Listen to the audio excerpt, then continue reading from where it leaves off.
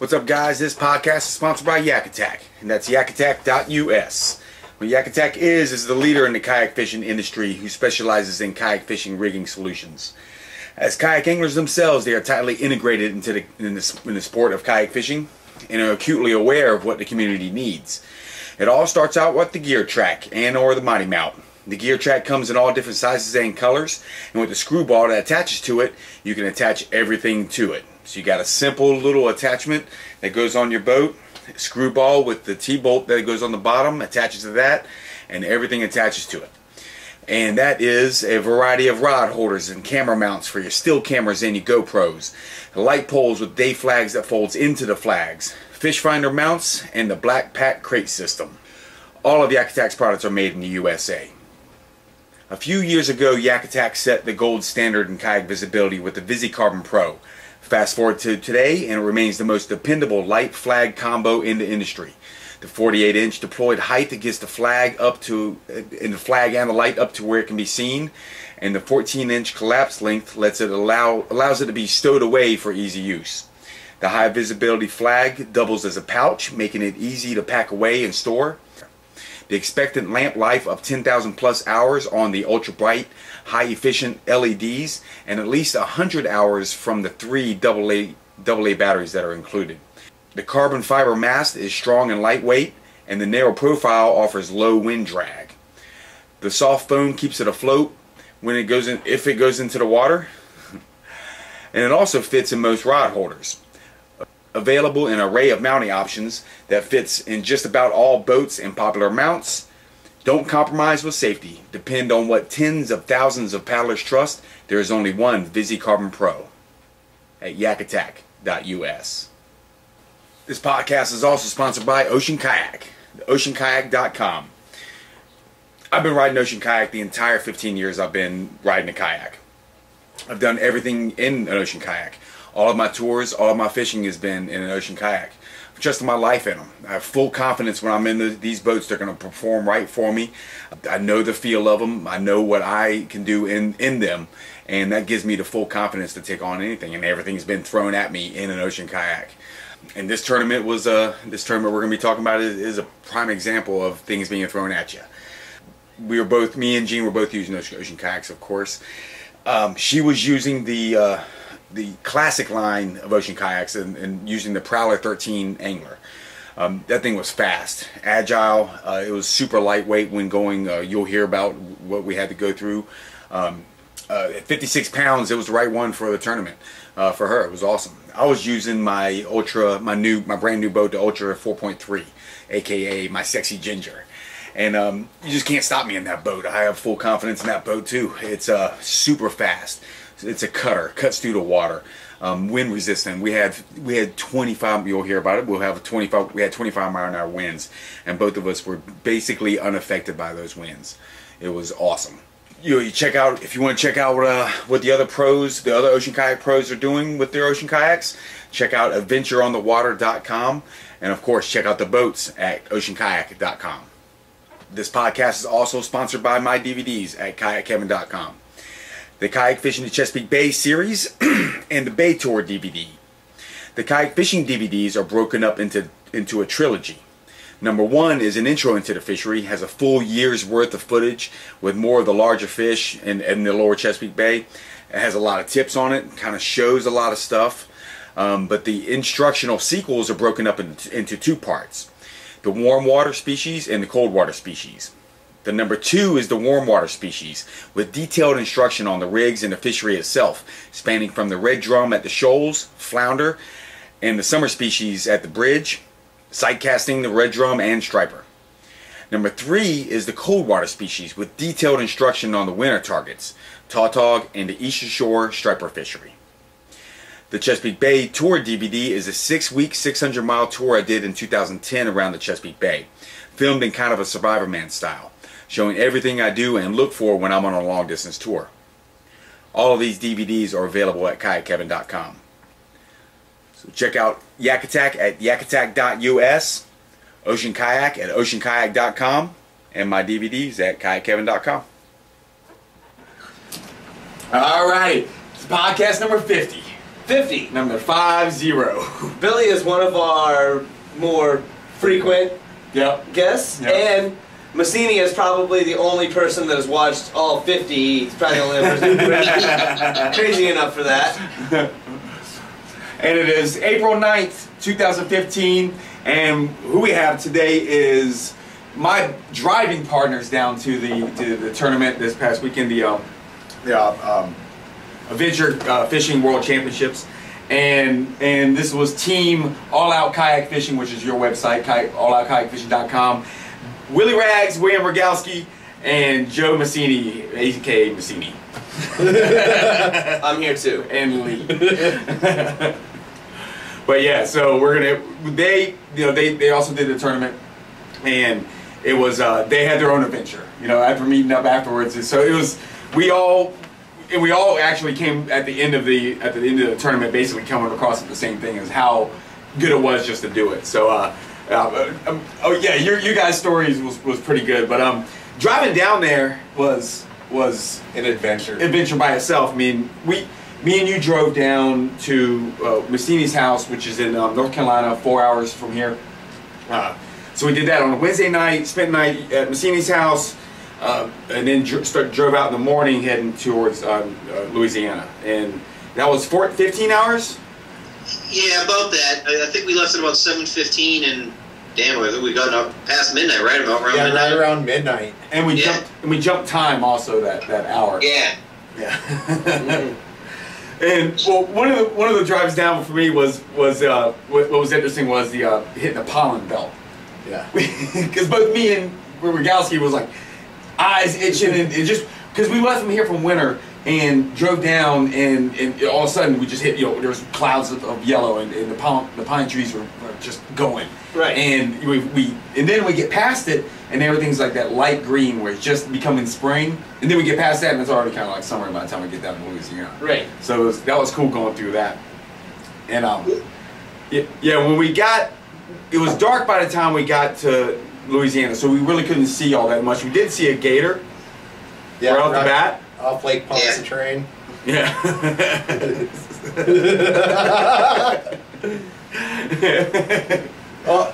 Before we even got there. Fan of lizards, huh? Before we even got there, we stopped for coffee and a bathroom break in Whiteville, North Carolina, and I think we saw more Cajun and country in North Carolina than we did in Louisiana. Yeah, that lady at Bojangles, I mean, it was hard for me to understand her.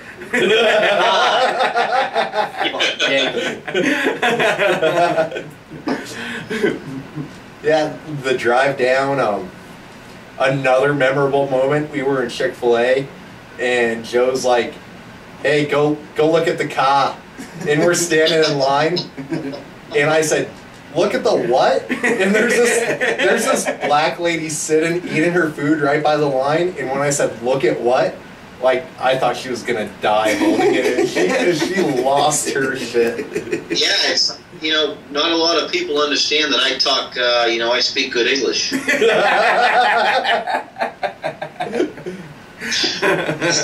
Kevin, coming down on all that pollen, remember when we saw that? I saw the cloud. I didn't know. I thought it was maybe a fire or something. The cloud was so thick, and we kind of realized. I think Billy realized 5 hours into the trip that it's pollen. It wasn't.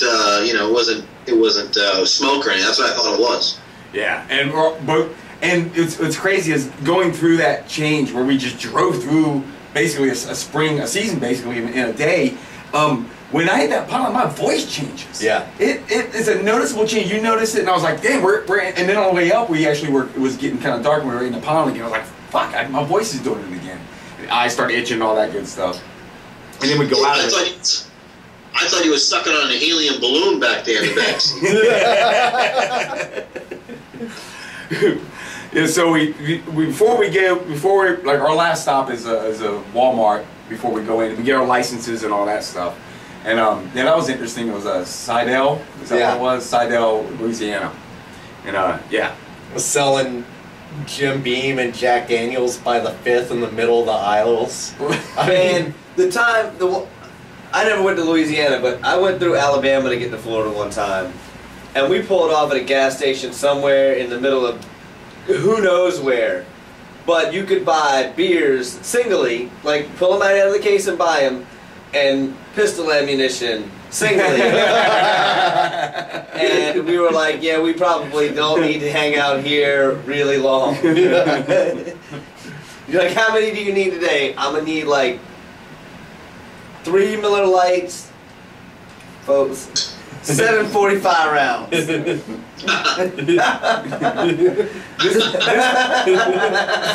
This was like, I mean, literally like bottles of whiskey as impulse buys. Yeah. Right by the register. Cases of them. Yeah. So we did buy some honey. That was cool. Slidell. Yeah. Slidell, that's what it was, yeah. And then people at Walmart, I mean, definitely you could have filmed a season of people at Walmart down there in Slidell. In 1 second? It was insane. It was different. So many, pajamas are definitely, appropriate attire down there. Yeah, fuck it, let's go to get our pajamas on, go to Walmart and Waffle House. Let's make it a night. Chris said you look good. Who's that? Chris Lozier? Yep. She's watching, she says you look good. Who said that? Chris Lozier. You're coming in. Yeah, Chris Lozier. Oh, hi, Chris Lozier. Going down there, we avoided at the very last second a huge car fire that backed up the traffic standstill for like 20 miles. Yeah. You drove past it right as it was starting? No, he saw it on his map thing on his phone. And it was literally the last exit, and the guys from Astral, Ty and them, they got in the next morning and they said that they were stuck in that same car fire traffic at 10 p.m. that night. And we got there about 6. And made it through right before it really happened, because we had to get detour through his town. A small little town. Yeah. Man. It was crazy. And by when we started coming back out, we noticed that what was really going on is the other cars. He left. He's getting his food. And that was that was the town that Macinii saw the family of Mongoloids in. We want him to explain that one? Or? Yeah. I swear to God, though, traveling with Macinii, you're wondering if you're going to get shot. Because he has no filters at all. We'll wait for him to get back. Who doesn't have any filters? Who doesn't have any filters? And driving through, what was it? A Flowmation, the family of Mongoloids. Oh my God. You see those people? Get back there, kids.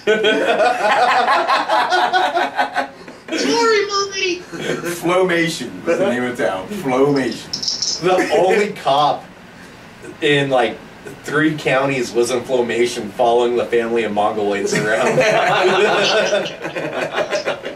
Yeah, we better watch these guys. We don't know what they're going to get into. What's going on here? Oh, my dog is just trying to get in on the show here. Yeah, he wants to. He's what the hell's going on? He keeps seeing you, Lee. I have photos of you all over my house. It's funny. I showed Kevin my phone, and literally there's 25 photos of you. Just ridiculous. I'm good at surveillance. That's all I do. I'm filming you now. Right. So We'll get some good screen captures of you tonight to make memes for future shows. I bet. Yeah, that ride down was interesting. Promotion, or whatever the hell it's called, with the Mongoloid family driving the pickup truck and the 18 kids in the back seat. The cigarette. The mother, drinking a Pabst and chewing tobacco. Cigarettes abound. Yeah. She's smoking, chewing, and drinking all at the same time. Multitasking. You gotta have things to do. You don't want to be bored. Absolutely. You don't know their kids in the back. Shut up back there! So, everyone, this was like 15 hours twice. 15 hours in a matter of 4 days. This was our car ride. Right here, like this podcast. Yeah. Yep. Yeah. It was Gutsy McGillicuddy. Okay. I learned something about William that weekend. Well, what did you learn? Yeah, I can't say. I'm not even going to say that on this podcast.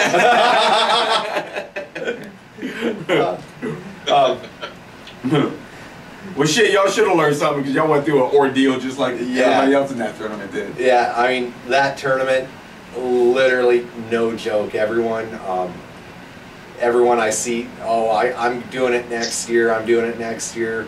I put in a lot of training for that. I know Joe put in training for that. I know you put in, I know most of the competitors, and at the end of the day, it wasn't the toughest thing I've done kayak fishing, but it was by far the toughest event. Yeah. I thought it was going to be a little bit tougher. And we hit 4 checkpoints. I was hoping to hit 5, but once we hit our 3rd, and once we scored our fish at our 3rd, there was a huge sigh of relief. Like, okay, we've qualified. Yeah. You know, we're gonna place somewhere. Because it's difficult just in the going to the checkpoint, getting a fish, doing the whole, just that routine itself is difficult. Then you add what like I said was like last night was when we hit the obstacles, that's when I was like, fuck yeah, this is awesome. Because there were obstacles and I mean, you talk about training. You know, I'm gonna train for next year. I'm gonna go up to Mount Trashmore and drag my boat up and down that thing a couple times. Because obviously, arrested for sledding. But Kevin, I tell you, even before we get there, what about that night when we're driving? It's midnight. You know, we're driving in the bayou swamp. Yeah, we can't really see anything. We see the wall of death. Well, we come up to it. And all of a sudden, we see it in the distance, and it looks like, is that a bridge? What is that bridge? It's like we're coming up on something, but it's just. And then we get closer and closer, and it's a 20-foot high wall, and we're going through gates, and it's like, where the fuck are we that we need gates like this? You know, where are we? All of a sudden, it felt like we were leaving the compound, where we're like leaving the security and going out into this, like, what's this wall protecting, you know, this place from?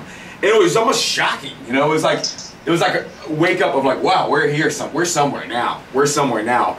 And then those stilts, and then the stilted houses, they're 20 feet high. I mean, we're on the East Coast. We're used to seeing 12-foot high, right? You know, used to seeing that. This 20-foot high is way up there. Crazy, yeah. It's like, and they're not all big beach houses. No, they're all a lot of the whole world. They were freaking double wide trailers. Yeah. I mean, if you're gonna live there, though, it's smart. If you have to have your house on stilts that high, you have them that high for a reason. If something happens, wipe out a double wide. Let's not wipe out a huge, you know, nice house. And after Katrina, and they put that wall up, and they said it was like nothing can be. If you're going to have a standing structure, it has to be over 20 feet, and then everything else has to be on wheels, right? Something like that. Yeah. If you're built from there on out. Yeah. And then Macinii, he's kind of a neat freak to say the least. So we get to our cabin, they turn the lights on, and I have a handful of stuff. First thing I'm doing is going up, making sure it's open, trying to get in the cabin. And those flies were so bad that they're crawling in my eyes, and I'm like breathing flies in. And the first thing I'm thinking is, well, we're in the middle of the swamp, it's mosquitoes. Yeah. So I run down the steps, I'm like... Yeah, you're doing all this, and like, oh shit, here we go. And Joe, our cabins were awesome at the Delacroix Lodge, they really were. But when you have that concentration of bugs, little flies are gonna get in. Yeah, we said, I think we talked about it a little bit last night. They weren't mosquitoes, they were like little like mayflies, but almost. They looked like mosquitoes a little bit. Right? So yeah. Joe the whole time is not, it's just mosquitoes, so he's worried about getting bit. I was like, these things aren't gonna bite you, these things aren't gonna bite you. But you didn't like that. That took you a while to get over that. Kevin, I was freaking the fuck out. Did you guys notice the cemetery before the wall? No. No. No, we didn't see that. We stopped at it too. Yeah, we stopped there and took pictures. And the second when we left coming out, because it was dark when we came back in. When we came in. Can't imagine Chris will comment again. About Yeah. What it is. Yeah, that's insane. That just, if we'd have seen that, oh god, Joe would have lost his shit. Joe would have been like, you're like, we're turning around. I was nervous. Oh, where the fuck are we? And then I'm like, oh my god, I'm nervous now. Oh, had we seen that cemetery, you'd have been like, we're driving back to North Carolina. Fuck this tournament. I'll drop you assholes off, but I'm getting the fuck out of here. T and peace the fuck out. Deuces.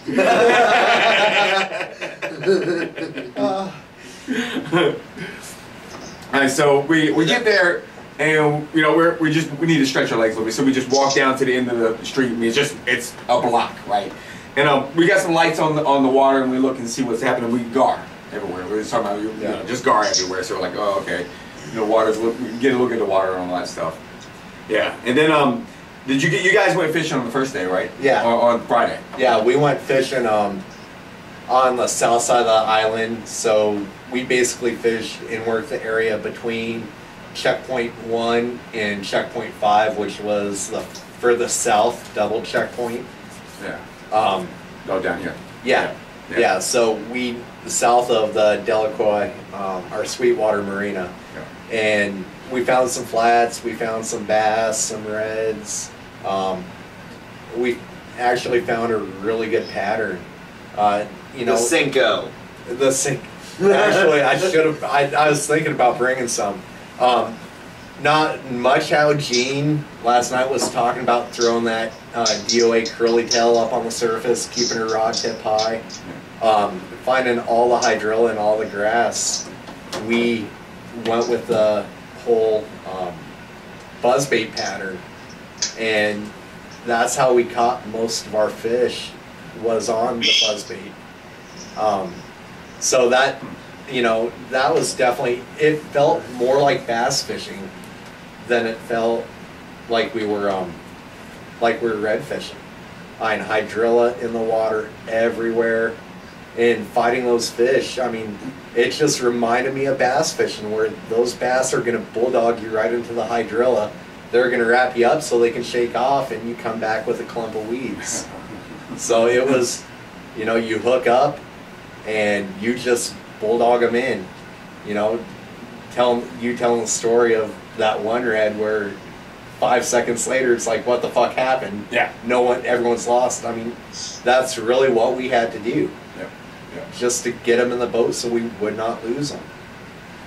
On that first day, we were actually hoping to see some gators, and we're paddling around. Yeah, I was wondering, did you see any first day? We didn't see any gators the first day, so tournament day, I brought the DSLR out with me, and you know, no shots of that, so I'm hoping to get shots. Didn't happen.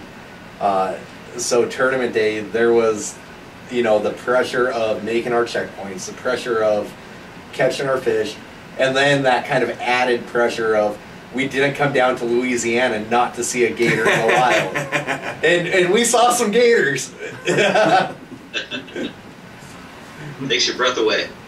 Yeah. Mine anyways. No, Did you see big ones or? Oh yeah. The one I got a picture of. So like 10 10 foot. I mean, okay, so they're not killing all these big gators, like hunting them. I mean, there's tons of these giant gators. Yeah, on the way out, we saw one that was the biggest gator I saw all weekend. Yeah. We saw one that was easily 10, 12 foot. Yeah.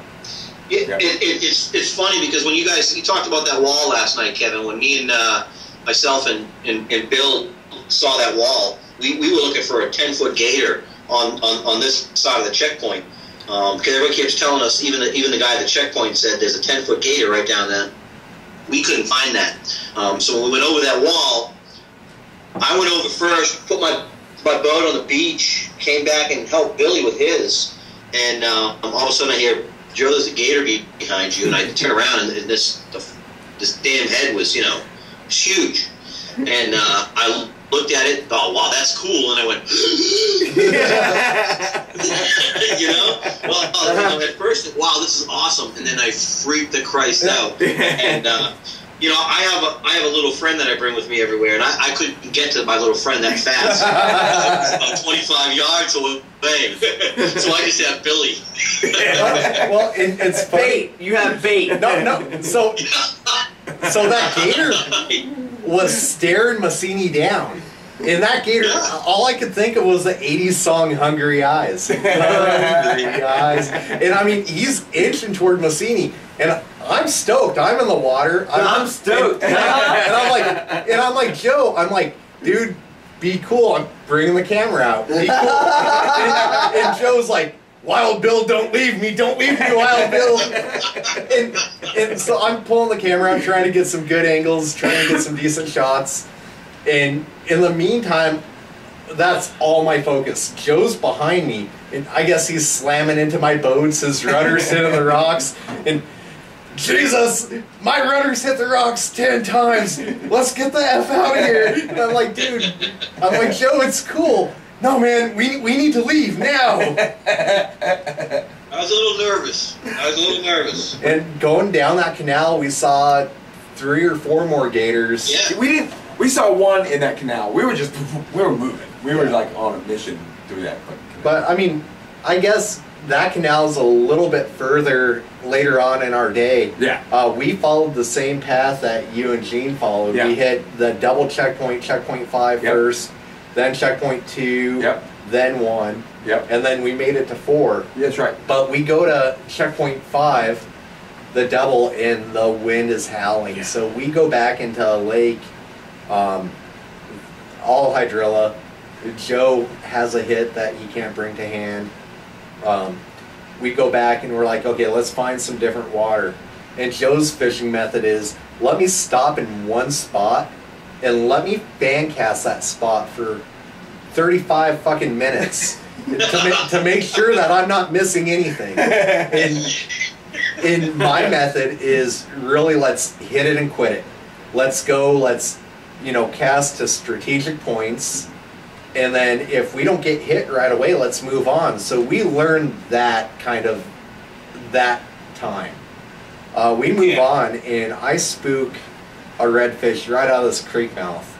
And that's where Joe's method, I mean, I didn't hit that creek mouth like I should have.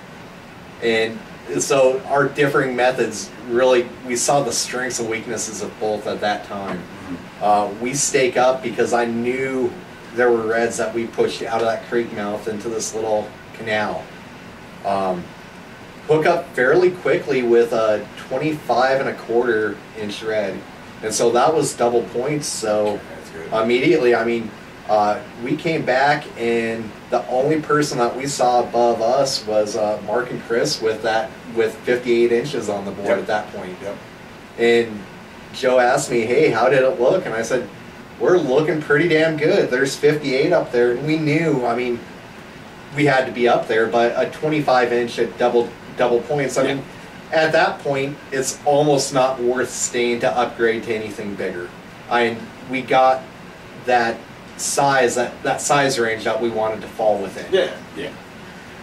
So we paddle out of this little lake and go back across the flat and turn our token in, looking at the map. I'm saying, okay, we can cut quite a bit of length, quite a bit of distance off by going through this little canal. I want to see this because I want to know exactly where you guys went. So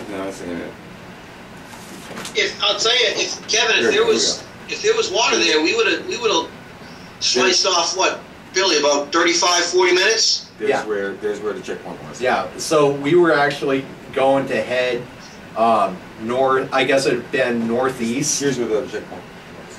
Yeah. Actually, we were going due east and going right through that little cut.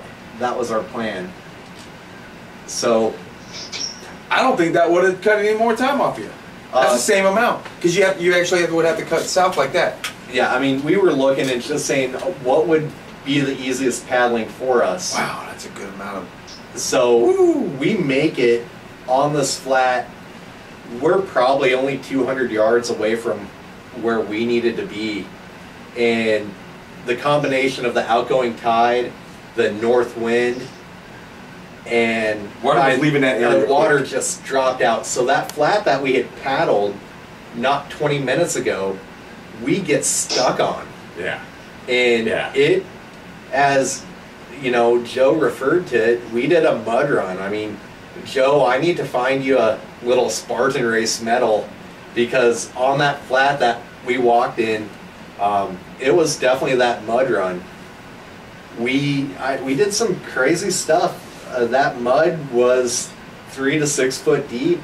And this is what is interesting about the mud. Man, it was different than what we're used to on the East Coast. Absolutely. It was our mud is sticky, like really sticky, really real thick. dense. Yes, and causes that vacuum. Yeah. And this is all that sediment coming from the Mississippi, so it's real loose. I mean, you step in it and you drop 3 foot, and it's easy for you to bring your leg out and keep walking forward. Yeah. It was weird. It was honestly, that was a savior for us. Yeah, oh yeah. If that was regular mud. If that was regular mud, our mud, East Coast mud. Even as it was, it took us about an hour to get back to the original checkpoint we had just left. So you came back? Yeah, we came back. Yeah. I mean, you wouldn't have been able to get through there. We were close, but it's deep up in here. Yeah. I mean, you would have to go way up in here to get down. Yeah, and I mean, that's the route that we were going. To that creek, but it just, we went back to the checkpoint saying, Joe was like, dude, we can't do this again, and I agreed with him. And that mud literally destroyed us. But Kevin and Bill, I'll tell you, at that point in time, I mean, no shit, it had to have been a football field and a half of mud. Yeah. We low crawled through. I mean, Bill, am I right? Yeah. Oh yeah. I mean, it was getting out of the boat, and the best way to do it was to always have 2 points of contact on the mud, one hand on your boat, so you got a hand and a knee while you're moving your other knee forward. And obviously we had 2 Type A personalities, you know, and we were getting aggravated with each other, and I'll give it to Billy, because he basically, in his tirade, right after my tirade, at the end of it, he said, we got to stop this. We're teammates. If we keep arguing with each other, we'll never finish this thing. And in the middle of both our tirades, he's saying this, and I'm like, bingo, you're right. Good on you. You know, let's keep moving on. And immediately we start joking around with each other and calling each other, you know, this McGillicuddy and that McGillicuddy. and it's serious. So I give it to Bill, man, because, you know, I got mad. He got mad at me. I got mad at him. I got mad at the owl that almost killed me and the bats that ran around me. And you know, he stopped it and he said, we can't do this because we're a team. And literally, Bill, I think we worked like it for the rest of the friggin' day. Oh, well, I mean, it was that moment of an hour and a half of hell to get back to where we needed to go. We're tired. And we are physically spent before we get to our second checkpoint. Yeah. It was the thing. If we had to do it again, our day would have been over. Yeah. We would have wasted all our energy. The funny thing is, you know, I told Joe, I was like, we're not going to be the only ones to do the mud run. And we're talking with people back and people at the weigh-in, and they're like, oh yeah, we did the mud run. Yeah. The water, I mean, and that was one of the things I wrote, that at that point I had tunnel vision. Let's just get to the checkpoint. Yeah. Let's look at our quickest and shortest route. And I actually forgot, you know, hey, with 25-mile-an-hour winds, if we're seeing areas that are flat calm on the water, we don't need to be going there. We need to be going to areas with a little bit more chop to find us some deeper water. And that's why, another reason why I was so obsessed with deeper water. Like that last checkpoint stressed me out because it was fucking shallow. It was shallow. And we saw you come in, Kevin. Yeah. Yeah. We saw you come in from that. Yeah. But you guys are going out, right? Well, we were already out at our point. You guys were coming in. You guys were coming in here because the checkpoint's basically right behind me. We were straight out from the checkpoint, and we saw you and Gene come on back. Okay, yeah, yeah. Yeah, it was shallow, man. Yeah. Oh, absolutely. Well, and we decided, I mean, after that mud run, we were going to stick to deeper water no matter what. Yeah. So we went back to checkpoint 5 and reworked our route around to get to checkpoint 2. We make it to 2. Did you come back around, go around? Yeah, we came back this way? we went. I mean, it to was the pretty south. shallow through here too. Yeah, I mean, but we still had like about a foot. Yeah, I mean, I couldn't get a full paddle stroke, but I could. Exactly. I was bumping bottom, but I was still getting paddle strokes. Exactly. You know, that 2 was foot the is same thing. really that's what we need. Yeah. You know, to get. But yeah. So we make it to the checkpoint. We see Mark and Chris go and turn in a fish as we get there, and like you were talking about, you see people turn in fish. Your friends that and you're just like, man, this ain't cool. So the stress was on. We actually find a little cut to, I guess it'd be the southeast of checkpoint 2. And I see this little lake, and I see reds back in this lake, but it's so shallow and so muddy. It's actually... Oh shit, you went way over there. Yeah, right about there. And I mean, it wasn't far. We were 5 minutes from the checkpoint. Right here. And so right there in that corner. Yeah, we go basically the opposite corner of the lake. This is that double checkpoint where No, the first one was the double okay. checkpoint. This one was just, this is where Gene Carter 28. Okay, the last one is the double checkpoint up here. Okay. Way up here, past the... Oh, this is not the big map. Okay, all right. Yeah. So we go to our second checkpoint. I see reds in this little cut. Here, yeah. I can't get to them. So Joe comes down, and Joe gets bumped. And... Gator. Yeah. No. So he's working a spoon, and he gets bumped, and it was one of those teamwork things. It was... I look back, and I see a stakeout pole, and he points down, and I just turn around, I throw a spoon, and this was about 2 hours after our front pass through, so I mean, these fish are a little bit affected by it. They're not feeding as hard and heavy. And I feel a bump, feel a bump, and it went back to bass fishing, as funny as it sounds. I stop, and that red just picked up my spoon. I see my line moving just like a bass would, and boom, on, and that one was a 23.5, I think. So we weren't at that checkpoint for 30 minutes, and we have a fish to score. So now we're feeling pretty good. We're like, hey, that mud run took an hour out of our day, but now you feel. But now, it didn't take us 2 hours to find a fish here, and Joe was the one who found that fish. I mean, he called, hey, I can't get it, and he pointed it to me. Kevin's laughing at me, but let me tell you, I owe it all to Billy, because Billy caught our 3 fish. I didn't catch shit. I couldn't catch a fish if my name was Joe Catch a Fish. I was watching Billy, then I'm exactly what he done. And I kept doing that, and then I kept getting bumped. I kept seeing him come up, giving me the finger, and then going back down. But you know, I saw the fish because I knew I couldn't catch it. So I'm like, Billy, the fish are right here, and this happened a couple times. Yeah. But when I was getting down, I really focused on looking at this photo. I would constantly just punch this up, look down, and be like, I have the strength now to move on. I could do 10 mud runs. But I'm sorry, Billy, I digress. Go ahead. No, I mean, we score.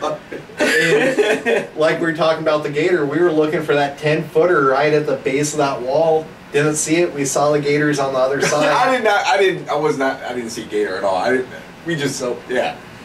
So there's also 3 other guys crossing at the same time with us, so it was probably noisy and all. Yeah, and I mean, I was stoked. Joe wasn't, but that was awesome. So we go back further down, and when you said at the weigh-in, hey, did you go through the wall? The guy told us to go through the wall. It was to the point where it's, number one, we want to stay in deeper water going to checkpoint 1. Yeah. We don't want to get back super shallow again. Number 2, we don't know what's going on with this wall. So instead of going to the wall, we followed the canal. It went out. Yeah, we followed the canal back to the west to get back in the main channel. Oh, out here. Yeah. Oh, okay. Okay. Because we knew where the deeper water was. Yeah. That was the same area that we had pre-fished the day before. Yeah. So we knew if there was no water, the other areas that we were fishing, there was no water for us to go get to the areas that we had pre-fished. Yeah. We need to stay in the deeper water. We had the checkpoint marked in our GPS from passing it in the morning. Yeah. You know, it's nice and easy. So we make it to the checkpoint, and I told Joe, I was like, Joe, I want to go and I want to fish the flats. I mean, we have a good pattern with the flats, and he was kind of like you, no, let's stay in some deeper water. So that checkpoint took us 45 minutes maybe to get a fish. Where'd y'all go from there? Here's the Basically, right we here. went back to the south from that checkpoint. So where all those trees were sticking up from the water? Yeah, we went back this way, back toward that channel at that T intersection. So, I mean, the checkpoint was somewhere up here. Right here. And we were working our way. We were working our way south. God, that was shallow water there too. Yeah, it was. And I was actually kneeling. I had a pretty good weekend of sight casting. I was spotting these fish better than I spotted them up here. Yeah, and I had a whole bunch of issues with it. So I mean, I was. Were you seeing them? How far out were you seeing them? I was seeing them. On the first day, I was seeing them 15, 20 foot out. What color glasses? I was using gray lenses. I was using gray the first day, and still couldn't see that well. And then the second day, I was seeing them out a little bit further. But the first day, I mean, I had one, the wind blew me right into him, and his tail's up. And before I can set my paddle down and pick up my rod, my boat runs right over him. And literally, this red was like, what was that? Probably used to gators and shit trying to eat him. He just swam like 5 foot away and hung out. So I knew these reds weren't super spooky. We could get right on top of them. So I'm kind of going back to the south. Joe's behind me. He's methodically working the area, and I'm searching for fish. And I think that worked out well for us too. I mean, those two different styles. Joe, I get to a cut that I really want to work, and I hear Joe go, "Hey, Wild Bill," and I'm sighting fish. I see where they're at, and I'm like, "Fucking Joe, I gotta fucking backtrack for you. This better fucking be worth it." And he put me on the fish at the last checkpoint. So I was like, I'm gonna listen to him. I'm gonna bitch and moan about it. But I turned back, and he said, "Dude, right here, they're all over." And I think it was my first cast. I knew that is real hydrilla, real grassy. So I take that buzzbait out, I wing that buzzbait, and I probably had 4 or 5 cranks on top when that buzzbait actually started making noise, and I got slammed. And how deep water was that there? That one was maybe 1.5 foot. Yeah. It was a little bit deeper than we had found all day. Yeah. But it was still real skinny. Yeah. I get that red in the boat real quick. Joe comes, we take our pictures. What's that one? 25.5. So yeah, we left our good. first 3 checkpoints with 99.5 points. That's pretty good. We were stoked, and then the decision came. We have 4 hours. Yeah, that was a hard. So you were that was about the time we had when we finished our third. So it's what do we do? We had checkpoint 3 left, and checkpoint, which was one far to the east. Yep, right here. It was the one that everyone I talked to that hit checkpoint 3. It was basically they got their token, they made a cast, they caught a fish, and they came back. I felt that too because I could see this lake was deeper. I could see that it was we could fish right there from what I was learning, right? And that's why I felt confident about that. So I felt really good. And deep water all the way. Straight canal. Yeah, exactly. The wind isn't going to be pushing you. So I felt really confident about paddling. And Joe made another awesome call and convinced me, hey, it's going to be a longer paddle, number one. Number two, we have a double point checkpoint, and we need to take advantage of that. So when he said, hey, we have a double point checkpoint, it was, you're right. Yep. Let's do it. So we had wheels that we brought with us. We go right up to the marina. We undo we pull our kayaks up, and we get the wheels out, and we notice that a wheel is missing. A piece of the wheel is missing. Yeah. So now we come to another conclusion. We don't have wheels, so we can't be carrying kayaks all that far. Number one. Number two, do we go back to the canal right behind the marina, get in there, and see if we can find checkpoint 4? You're gonna walk across. Yeah. Right. Yeah. Do we go back, get checkpoint 3 and come back? Or do we go back to checkpoint 1 and try and upgrade and get Joe on a fish? And that, because we qualified. We were elated that happened. Yeah. Yeah. But in the end, the allure of the double checkpoint and saying that we made it to 4 of the 5 checkpoints that day just was too strong. So I run my fat ass up to the little canal behind, and I'm running. I got my gear on still, and I'm like, okay, we can make it. I get back, and I'm like, Joe, we can carry. So unlike you, where you were going and carrying your kayaks on the cement before you realized there was grass, it was like, there's grass, we need to carry to the grass so we're not killing ourselves. We're killing ourselves. And we dragged a little bit, but in the end, my boat is considerably lighter than Joe's. So, I was getting tired, but Joe was falling behind. So it's like, you know what, we're a team, let's do this as a team. And we just carried our boats to the canal. So we get in the canal, and we're paddling, and Joe's like, dude, I'm seeing reds. And it's like, really? And he's like, I'm seeing reds. And it's like, right on, this is awesome. So we get to the double checkpoint. I go see Mike to get our token, and Joe was like, hey, what do we do? And I saw the lake on that berm, and I was like, dude, this lake, this water looks sexy up here. I was like, let's go back into the lake. In retrospect, so many decisions that could have gone either way. Yeah, you could have probably just cast. We knew that there were reds in the canal, and we probably should have stayed in the canal working that. But I saw a red. There was a structure inside that little canal right before we got to the checkpoint. Yeah. And I bumped into it, and I saw the red literally. You know how, Billy, it was the same thing that big red did the day before when we saw almost half of it out of the water. Yeah. That's what it did, and it did kind of like a crescent, a moon around me. And then I'm like, dude, that is not a bass. That's a redfish. Yeah. Redfish do that. Yeah. And because it came out of the water like half up, and it went. I'm like, that is a redfish. Absolutely, that's a redfish. And this canal is what, 15 feet, maybe 15 yards wide. You're doing 5-point turns in kayaks to get out of it. Yeah, it's not, and it's brown, nasty ass shit water. Yeah. You can't start trolling as soon as you. No, and that's one of the things. You can't troll. And you there's troll, Lee Williams. You can't troll, big guy. Yeah, there's no. On the troll. Remember, how you said that in that video? On the troll. You can't do it. There's no bait. And no trolling. You could, but it wouldn't count until you got your token. Yeah, but even when you get your token, you can't troll. What? Yeah, in the rules. Didn't see that. No bait, no troll. Well, I didn't troll. I trolled the first day to see if I could.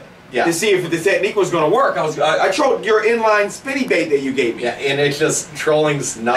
It wasn't working, and I was just like, so I wasn't going to do it. If it worked, I was going to do it, but I didn't know. I'm glad it didn't because I didn't know it was. It wasn't in the rules. So we get up. We see you and Gene to our north.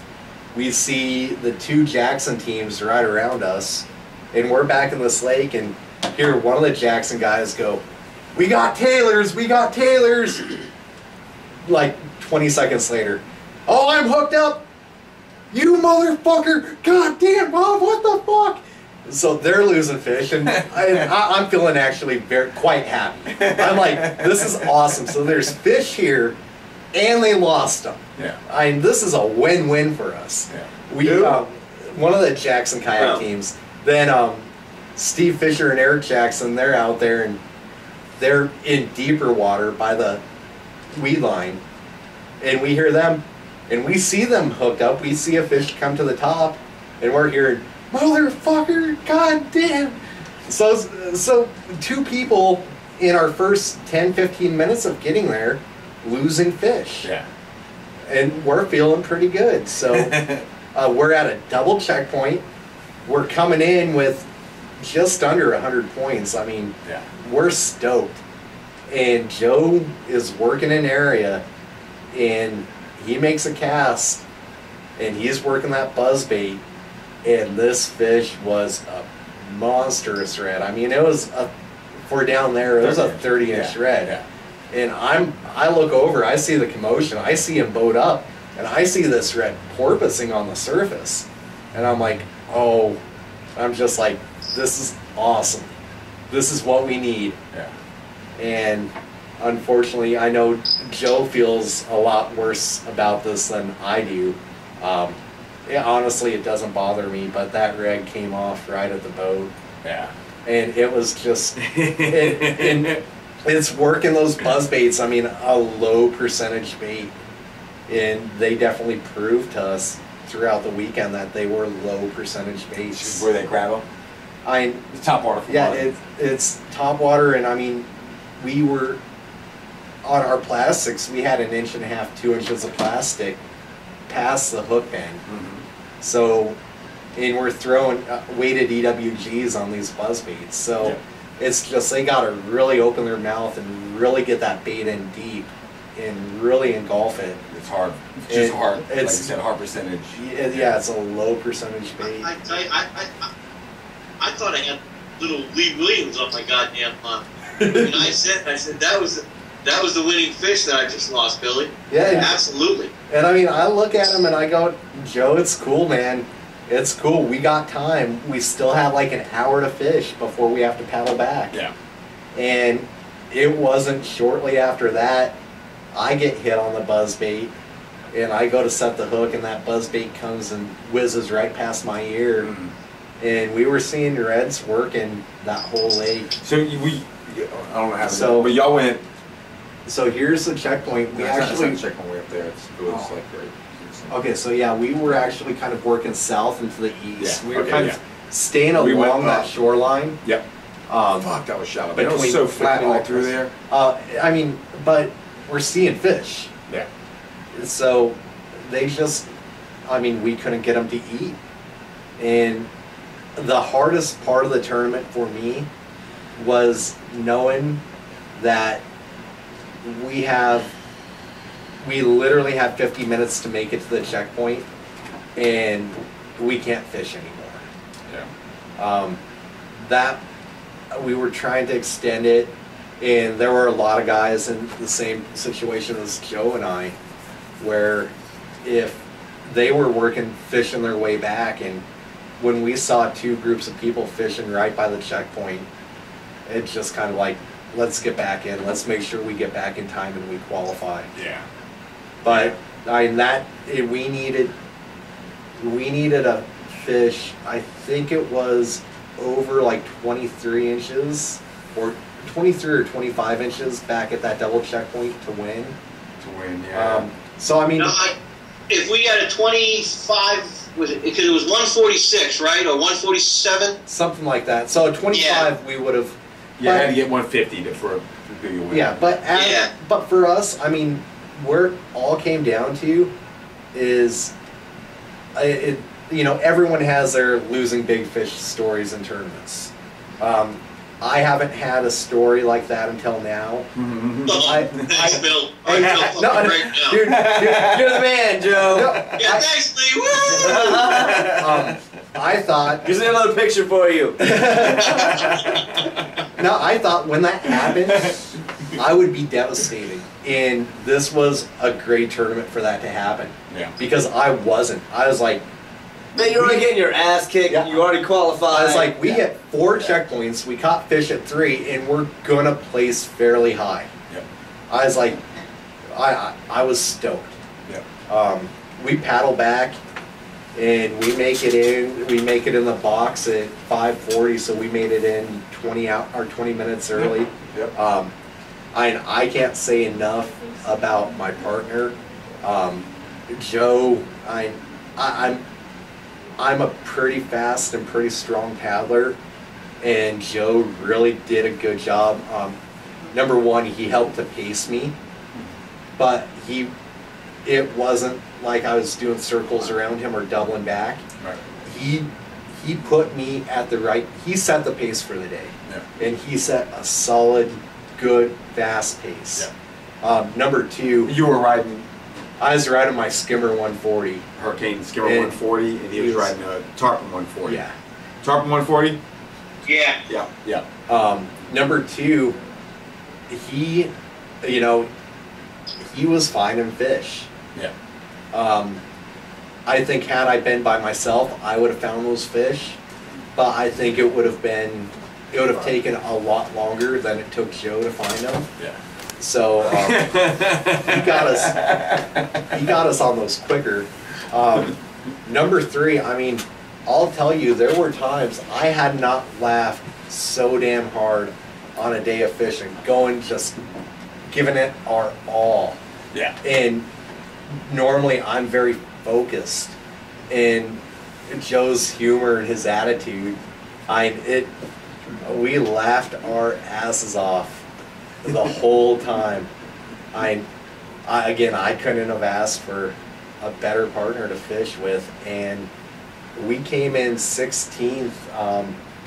The load, this is probably going to sound bad, but the Loziers, they've fished this 3 times, and we came in right ahead of them, and that in and of itself, I mean, Mark and Chris caught some amazing fish. Yeah. Chris wants to know about that team that lost their token at the last check. Oh, Lost the token, and then they go back. They get wait. Lost the token, which I think they would have won. They would have won. I mean, They lost the token somewhere in the wall. Like, no, they didn't. So they load up. They're just done. They're like, our day's over. Yeah. So they pack up. They're driving home. Dude goes to get some cigarettes out of his dry box. Opens up his dry box, pulls the cigarettes out. Token's right under his pack of cigarettes. They're loaded up. he has to paddle back to this certain checkpoint. It's already over. No, it's already over. He left. Yeah. He left. He checked in for the day. He left the box. He had motorized assistance. This tournament, no motorized assistance whatsoever. Yeah. It was automatic DQ. And that, basically, Lee, what you have to do is you go and get a token. Even if you don't catch fish, you have to turn that token back in. Oh, okay. At that checkpoint. Yeah. Yep. Yeah, you can't take that token, find it. Say you're at 5, you can't take it, find it at 2, give it to 2. That doesn't work. Each one's a different color. Yeah. And they had it in this dry box, and we actually had a good little system. I don't know if anyone else, I'm sure everyone else did it, but we had like a little dry bag that we put on a float with about 4 foot of cord. So if we did lose it, I'll lose it all day because it's a bright red damn float. I'll just go pick it up.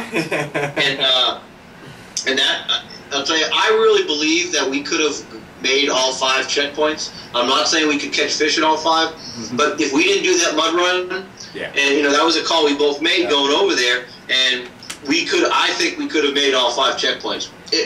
Billy, we could have done it, absolutely.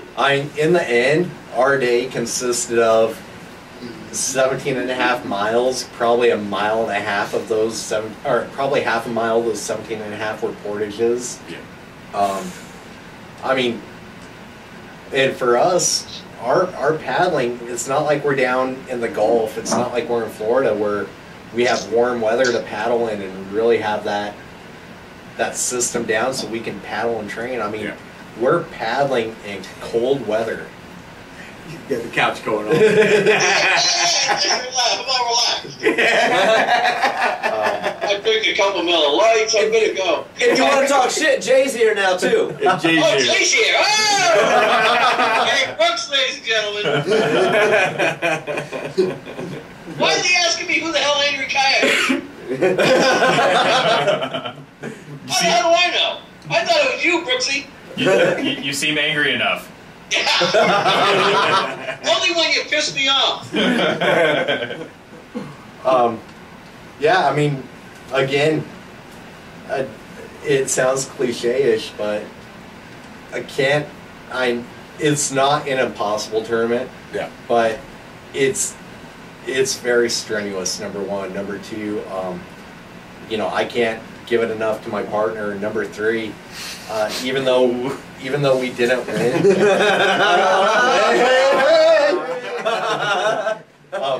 even though we didn't win, He's trying real hard there. finishing was amazing. Yeah. And we had He keeps going with this. we had Amy and Andy. They came in 29th. Mark and Chris came in 18th. We came in 16th, and you came in 8th. Yeah. I mean, so everyone that came down from Virginia, we all caught fish at 3 checkpoints. Yeah. Which is, again, insane. Yeah. Yeah. We had locals down there that have fished that area their whole life that could only catch 1 fish that day. Couldn't get past the checkpoint. They're used to their. Well, these are motorized. non-pedal guys. Yeah. Right. Yeah. I mean, these are actually paddling guys. No, I mean the pedal guys were with you. I mean, Yeah. yeah. But it was just blowing. It was just shitty. The one thing And that the shallow water there at an extreme disadvantage. Well, I mean, that's probably used to that shit. it actually, Locals, Yeah. but not Yeah. not the people that that traveled with Hobies. yeah, Or, yeah. Yeah. Well, he was That- saying the I mean, local guys were having. Yeah. It even like the conditions, wind, the water levels.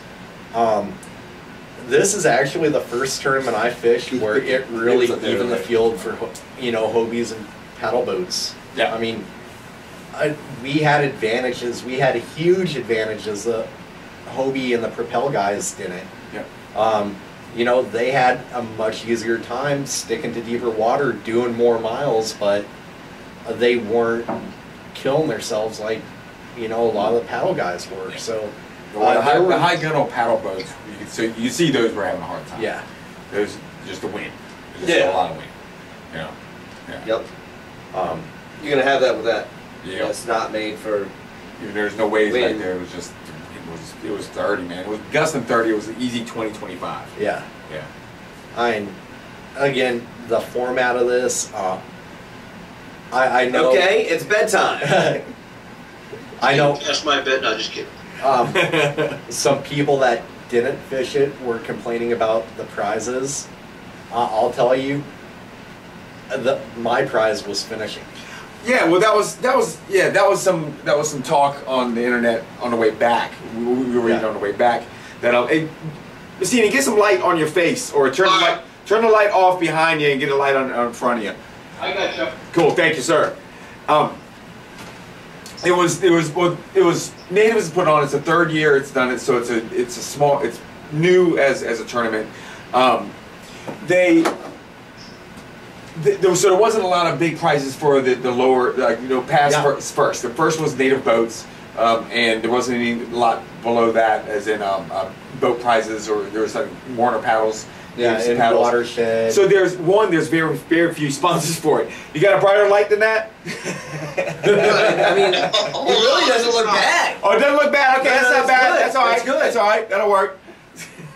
No, it really, especially looking up there, it doesn't look bad at all. Yeah. Yeah, that looks good. The horror. Good old Colonel Kurtz Macinii. Yeah. Can you see the bright on my head here? Is it blinding anyone? All right, where the fuck was I? Oh, okay, yeah. So there's not a lot of sponsors on this tournament besides Werner and big company sponsors besides Native, who's putting it on, and Werner. People were complaining about the cost of the price to do it compared to what you're getting, but everybody there is not volunteering. Everybody's there getting paid, is on a payroll. They, so it's probably, well, I don't know what, I forgot, we had the numbers, kind of threw up some numbers. We figured is what they were probably basically going even. Yes. Right. So, what I didn't like is having to pay for the ramp. That was a little But the more I thought about that too, is that marina, they did not have a tackle selection. We're not using bait. Yeah, and so you're right. And so you're right. Everybody there usually would have got $10 worth of bait and a ramp fee. Yeah. Exactly. So we're not the marina. They helped us out. The kids that were working at the marina were awesome. Joe left his fishing rods in his truck when we were pre-fishing. They gave him a ride in the golf cart back. Yeah. They, hey, can we help you launch? Yeah. What can we help you with? Yeah. So, at first, like you, I was kind of like, well, the $10 fee, that kind of sucks. But in the end, you're right. It's not that bad. It wasn't that bad for them blocking off the ramp and having all the space right there. And we pretty much had that whole area right there. So it wasn't that bad. But Woody Calloway and John Grace, it was really smooth. Yeah, no, the whole tournament was smooth and the setup was smooth. having guys out in the marsh all day long, and I think. Are you afraid of the dark, or what is going on here? What happened? You're like looking around. You're expecting company, or just ran upstairs. Where the hell he was going? I think as this tournament's going to get, as the tournament's going to get bigger and as more attention's getting to it, they're going to get more sponsors. It's going to get bigger in that sense, and it's hard to get sponsors because when you say it's not a charity tournament, which usually people can give a lot for the charity tournaments. So this is not. So it's just going to build as what it is, and it should, man, because it's too good of a thing, too much of a challenge for your high level fishermen to go and challenge themselves in a real situation. This is a real deal. Honestly, everyone that fished it, kudos to them. Yeah. Everyone that qualified, hey, fucking awesome job. Yeah. Not only did you brave the weather, brave the unknown, work your ass off, but you qualified. Yeah. Again, it sounds so cliche-ish, but no. Everyone's a winner. Yeah. Yeah. You come out of that and it's that good. It's that good of a tournament where it's that many obstacles and that much of a challenge. It's to the point now, when it was done, I told John, I was like, man, I cannot wait for next year. Yeah. Yep. I will be there. If I have to fly to go there, I will go there. It's me in Texas, so I'm trying to fly out to that thing. Yeah. How long of a drive would that be? That'll be 20 hours. 24 plus. Yeah. Because I think I got to pee every 200 miles. Yeah, good old Camel Kevin Whitley. God damn. Oh, shit. Let me tell you, man. We were telling him that, I don't think I'll ever hear a doctor say, you better stop drinking water because you're going to die.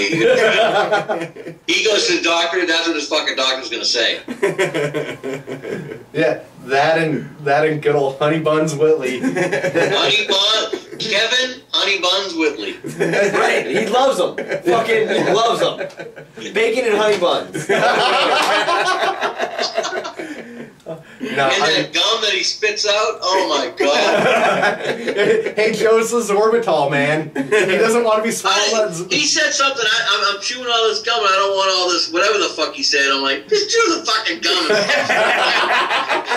You're goddamn pulled over. He's gonna spit on some fucking undercover police officer. He's gonna pull my ass over.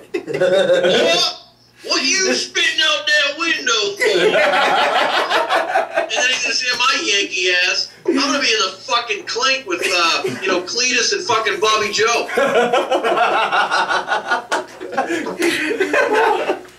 God, I'm driving, he's spitting. I'm like, I'm gonna fucking. They're gonna hate me.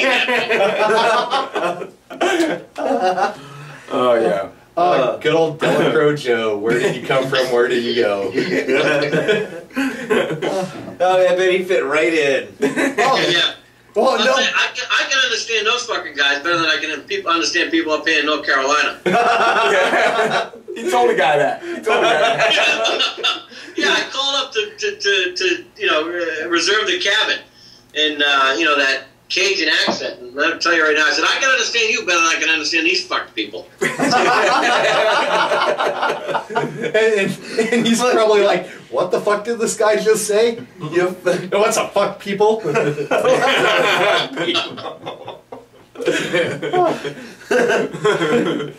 Oh, the funny thing, I don't know if I can say this, but I'm gonna anyways. So I was using the restroom, and Billy brings the guy in and yells to me. I'm on the can, and he's like, "Hey Joe, you got anything for Brendan or whatever the fuck the guy's name was?" I'm like, "No, Billy, what do you want me to say?" I got something for him. So Joe, that was the night before where all the bugs, and Joe was losing his shit about the bugs. And then the refrigerator wasn't cold. Oh yeah, that's right. So Joe's like, "We're not fucking spending $400 for the refrigerator not to work. We got all this food. It's gonna go to waste. Blah blah blah." And so I'm like, he's like, "I'm gonna say something." So Brandon walks in, and I'm like, "Joe, you want to say something? Wipe your ass and say something, bro." Refrigerator worked. It worked. You just had to wait for a second. Let's wait for a second. And I'll tell you, the Delacroix Lodge, those cabins there, cool, man. They, As cool as the lodges on the Eastern Shore? No. That's different. No, I mean, different style, but like... These are small coaches. They're Right, but I mean, they were like local. Like the cabins on the Eastern Shore, you can feel the town. Yeah, you kind of feel like that. Yeah. These are on wheels, man. yeah, they're like Conex boxes. They're not on stilts, they're on wheels. These are on wheels. Yeah. Everything he has to be on wheels if it's not on stilts. It reminded me of being in Iraq. The Conex boxes we were living in with AC, power hookups, mini fridge. I mean, nice wood paneling. Yeah, inside. nice wood paneling. Cool. Own bathrooms, and they were a really nice little fish camp for 4 people. Yep. I mean, exactly what they were designed for. Yeah. Yeah. And I was talking to Mark that day the next day when we got in, and he said that he was talking to some locals, and they said in order to build an actual house down there, it has to be at least 20 foot on the pilings. Yeah. And if to get water, power, and sewer hookup. And he said if you didn't have the 20-foot stilts, the house had to be on wheels. Yeah. Because it was 35 feet underwater when when Katrina came. And Mark was telling me that they went out pre-fished Thursday, and he said he saw a full tractor trailer just sitting in the fucking marsh, way out in the middle of the bayou down there. And he said basically what they said, if there was debris in the canal, they'd have to remove it. But if the debris was outside the canal, they just left it there. Yeah. Yeah. Right. Yeah. It was Crazy. definitely a really cool place. That video, Bulls on Top. Right. I was looking today. That was like filmed 5 miles north of where we were. North. Yeah. Huh. Yeah. Basically the road we were on, 300 Delacroix Road, and going out the first road to the right. Oh, Shell Beach. Yeah. Yes. I saw that. I saw that on the big map. Yeah. Yeah. It's out here. Yeah. Yeah. So I saw it. Yeah. Yeah. Because it didn't look like it was this water. It looked like it was. Yeah. Well, it was that big lake. Yeah. Yes, that is a big lake there. Yeah. The fishing down there. Everyone told us, hey, don't base the fishing off of what we experienced this weekend. They said this weekend was bad. Yeah. And I'll tell you. Yeah, it was a flip of a weather. Yeah. It was a bad. And we still caught damn right some fucking awesome fish. I mean, not many places where you're catching redfish and largemouth bass in the exact same area with on the the same lures with a gator. I mean, Jay and I would catch nothing. they might have had catfish there. Right. Hey, Lee, take it easy over there, big guy. I didn't catch a fucking thing all weekend. Man, I still feel bad about that. Yeah, don't. I'm kicking myself in the ass enough. Don't worry about it. It was definitely a pretty cool tournament. it was awesome, and I agree with you, Billy. You know, we talked about the prizes, but the prize is actually finishing that tournament. Yep. Yeah. And absolutely, because I think, Kevin, we were talking. I mean, you even said I didn't train to drag my fucking kayak 200 yards, and I wasn't hurt paddling. Man, my shoulders and my back was hurt because I was dragging a fucking 100-pound kayak, over this, that, and the other thing. That sucked. Yeah, but it was awesome. It was awesome because it sucked. Oh, absolutely. Yeah, it was like, fuck, this is what you gotta do. Fuck, it sucks, but yeah, this is a tournament. And you know what? Everyone else, if they're not doing this, they're paddling an extra 8-10 miles. Yeah, yep. Yep. And everybody who's doing it is feeling the same way. Yeah. It's awesome. So, it's definitely that.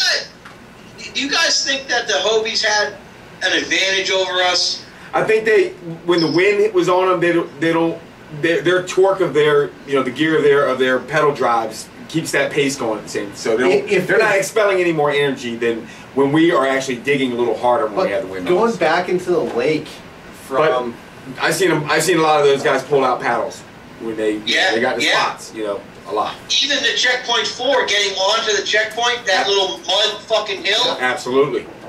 As soon as those Kobe guys came, there was one right in front of me. Let me go first because Billy had got up, and I was literally about 10 yards behind Billy, but there were 2 Hobies, and they were both paddling. Yeah. They had to take their shit up and paddle. Yeah. But I mean, even that area, what is that? We'll clean the Mirage Drive tomorrow. That's half a mile. Yeah.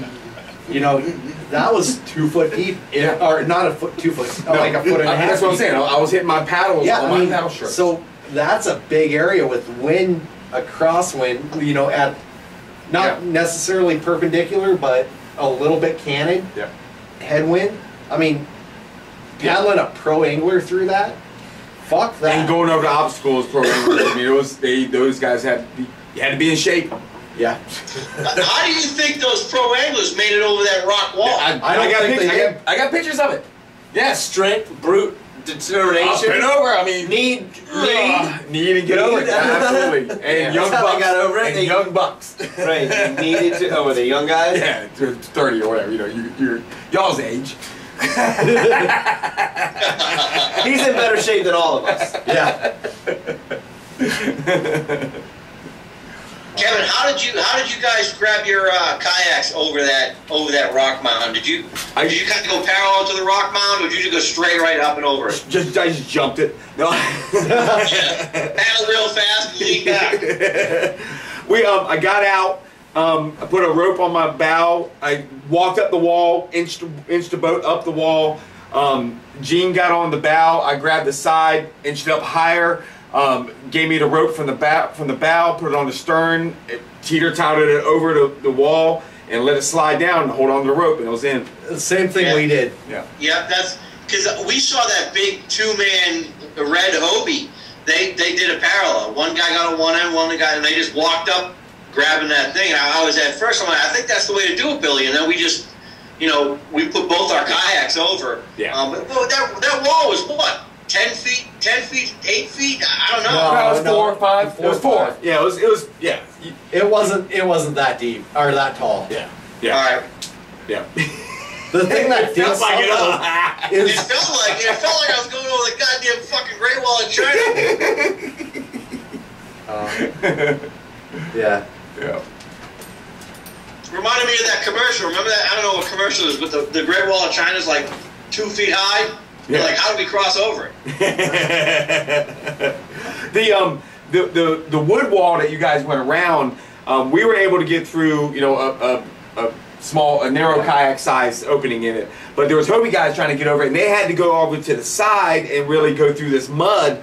They had it tough. Because they had those boats had a disadvantage on the land navigation part of it. Going over walls, going over mud. Those challenges they have issues. They would have issues with, but just on their deep water paddling, they were fine and all that stuff. I mean, our boats, low to the water, paddle very well. Every boat out there I saw a native that was super low to the water. Yeah. So the older native. The older heritage. Yeah, that's what it was, right? Yeah. Thing was that looked awesome. Those guys were skimming by Jeff and Rick Spillman were on Jeff was in the sitting side, and Jeff and Rick was in a Scupper Pro, so low boats. Phil was in a low boat. I mean, those boats, and I felt fine. Everybody noticed it too. It was like these all of our boats just skimmed by when the. Well, and it was definitely cool meeting guys like Fisherman Phil for the first time. I mean, that dude was a trip. Yeah. You know, Jeff Herman and I've known Jeff for a while. Yeah, like some of the Warner, Texas guys. And that was what was cool is I wish. Actually, I'm disappointed that I didn't get to shake more hands, because once they were calling the names, I recognized names from Facebook and stuff. I was like, oh, I recognize that dude's name. Yeah, I mean, Nathan Raycroft know him, but you know, the guys I knew, I got to see, and that was really cool. Jeff and there's a lot of cool guys. It was awesome. It was awesome. You might as well be on camera since they're all. We're fucking with Jay right now. Jay's all pretty boyed out. You ought to see him. Is he got skinny jeans on? He's got something close to skinny jeans.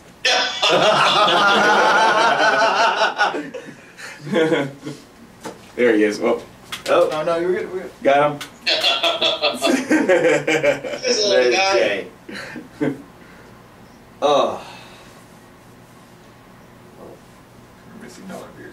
But yeah, that tournament was definitely kick-ass. It really was.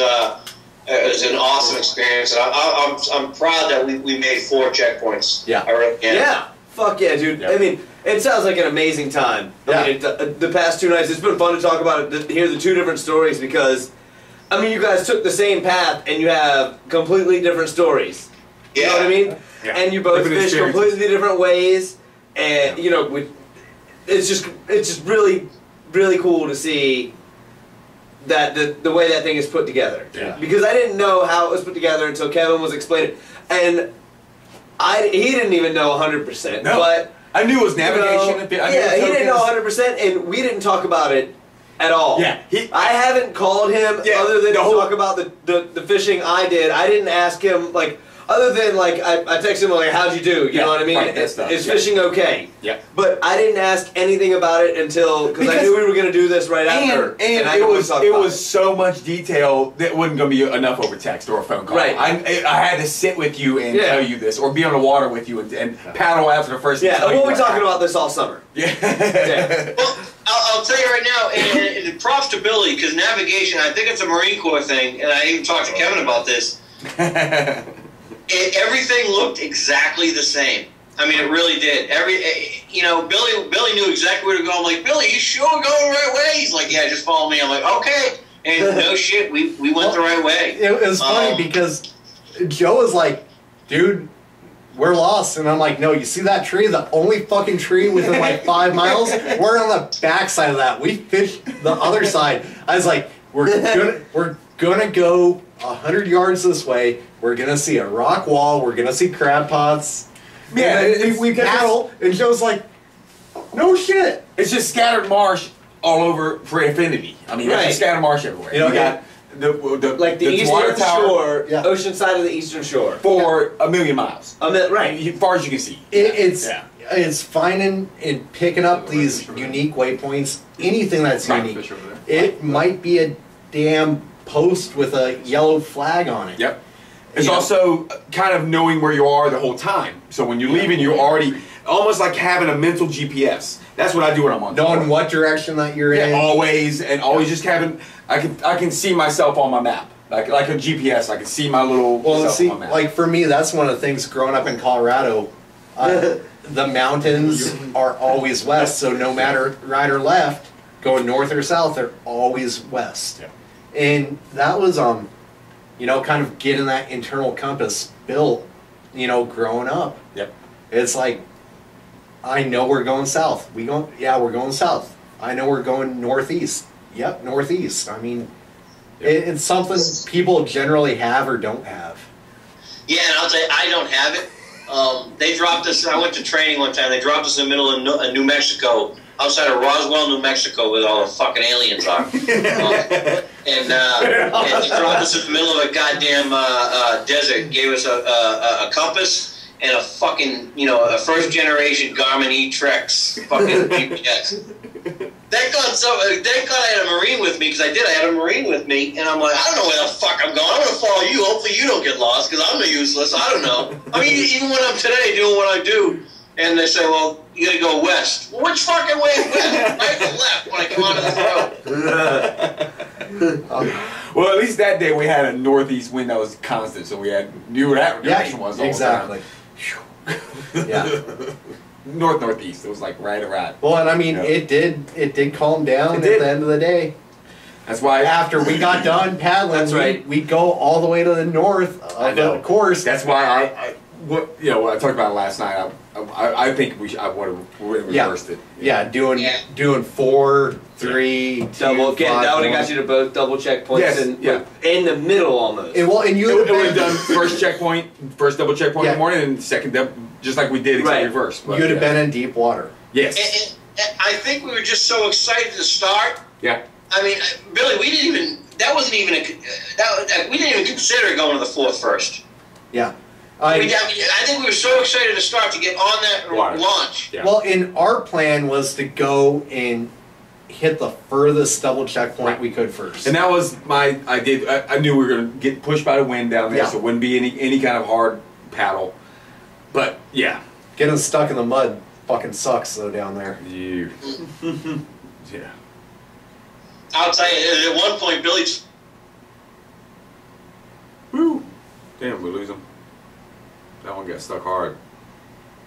That's a good meme. Oh, that one's dropped. Here we go. Coming back in. Here we go. Yes. We're back. I don't know if that's mine or yours. I think it was mine. You said at one point, and that's... at one point, Billy, when we were doing the mud run, you told me, go back. And I look back, I'm like, well, it's 50 yards backwards or 75 this way. I mean, what's the difference? I'm just going this way. And I just kept going, man. But that sucked because I was pushing one way, and then I had to jump on the other side of the kayak, and then the other side of the kayak. And I felt like I couldn't stop. It wasn't sucking me in, but I just couldn't stop sinking. Yeah. Probably because I'm 230 pounds at 5'7". Well, and the only time that we actually fished that we didn't have a token was about an hour into the mud run. Joe was like, dude, there's a Taylor. And this thing's like a good upper 20, low 30-inch fish. And we tried to work Joe around it so he can make a cast, and everything he was casting, the wind just took it right back, so he couldn't get a cast on him. Yeah. That damn fish, I threw a buzzbait right over him. He blows up on it, go to set the hook. Again, typical buzzbait. This thing's right past me. Then I have a spoon right there, throw a spoon at him. He slams it, go to set the hook. No hook point on the spoon. Just comes right back at me, and I was like, okay, we need to leave. Yeah. But that was the only time that we actually put a rod in the water without a token. Yeah. Did you guys fish it all without a token? No. Paddle straight in. Yeah. Right. I gotta tell you though, it was hard to pass this fish up, man, because it was feeling like a magazine. I mean, it was like you see in the magazines and the videos. And we'd been in the mud for almost an hour at that point. It was like, catching a fish is going to be a break. Yeah. For me, I was just like happy to paddle. I was just like, Oh yeah, it definitely felt good to paddle. Yeah. Yeah. After the second checkpoint, we were just so stoked at that point. We rolled. It felt like a roll. Felt like we were exactly. On a roll. Yeah. Well, it's good training for us for the rest of the year too. Oh yeah. Yeah. Had that push. Had that constant push. Yeah. So yeah, there is some stress involved with this making your checkpoints, but there's also stress in getting certain spots at certain tides. Exactly. I mean, this was definitely good practice for us. Yeah, after doing this tournament, I have no doubt I'll paddle anything, man, because it was a very difficult paddle, navigation, and your porter just really kicked the shit out of you. Yeah. I mean, after paddling for 18 friggin' hours, you got to drag your fucking ass boat everywhere. Yeah. Cool. Yep. Cool. You want to wrap it up? Sure. You want to talk about your tuna? No, we're good. Yeah. There's some big tuna been caught out there. We'll get something. We'll get a podcast in here. Maybe we'll get somebody that's been fishing. I'm going to try to fish this week, and then yeah. I mean, I have been fishing, but it's been offshore the past 2 trips, and we've caught bluefin the past 2 trips I've gone, and big enough stories to be able to tell next time. Yeah, I got a story about them. Yeah. It's you have those 150 pounders, right? Yeah. Then you have those 300 pounders, which is like damn. And now they're catching 5s, and which is like, what the fuck? Yeah. That's what's happening out there. The last one was what, 604 or something? 606 is the one Jake Hiles and then brought in. Yeah. We hooked a fish close to that or so. Yeah. We hooked a big fish. Yeah, so we'll talk. Keep that story in memory. Yeah. Well, that story's always exciting. Yeah. It's been awesome, Joe. So Lee, you actually still kayak fish, huh? Yeah. He was gonna go talk. He was gonna go talking today. He was ready to go. Too windy. I mean, I loaded all my stuff up. It just got choppy as hell. Yeah. He got off his gear on his boat. I was like, oh, he's ready to go. Yeah, I got loaded up. Yeah. Where were you gonna go, Lee? What pilot? I don't know. I was gonna start near the first island and all that deep water, that 40 foot of water. But a lot of the fish are being caught on the north side. Right now, the water coming off the eastern shore, the north side is way warmer, 4 or 5 degrees warmer. Yeah. So, a lot more. Why is that? Flats up there, the big flat close to shore, maybe. Yeah. I don't know. I don't know because it's just water coming out of the middle of the bay. It could be if it's around the eastern shore. It means those marshes are warming up and spreading. And it's starting to spread out over there. But it's 50s. It's in the 50s over there. Yeah. Like Kip the Peak is 50. It was 55 today. I think it was perfect. So I'm trying to go as soon as it's calm. Yeah. They said down here where I am, water was 62 this morning. Yeah. Yeah. I know what we'd be catching then. Yeah. The down here today was we had a storm this morning and kind of broke around noontime. Hit up to about 68, 70 degrees. Well, thanks, asshole. It was 49 degrees all day. Yeah. Really? It's going to be 86 degrees tomorrow, though. Yeah. 48 today, 84 tomorrow. Yeah. Hey, has the puppy drum come in up there, Lynn at all? I've heard some guys say Rudy and stuff. Yeah, I've heard a couple guys catching it in Rudy. It's just been, man, it's cold. We can't get consistent warm temperatures or the sun to shine. Right. Yeah. Right. But the sun is really what heats up those frying pan black mud in the back. Yeah. We'll go do a puppy drum trip down your way. Yay, come on down. Plenty of room. Absolutely. Anytime you guys want, come on down. Seriously. It's right there at Surf City, is that what it is? Yeah, Is that Surf City. So we went down the beach when we left. Yeah. Kevin, what about that high-rise bridge, man, with all those right there in North Topsail? The high-rise bridge where all the canal system down below. Pretty cool, isn't it?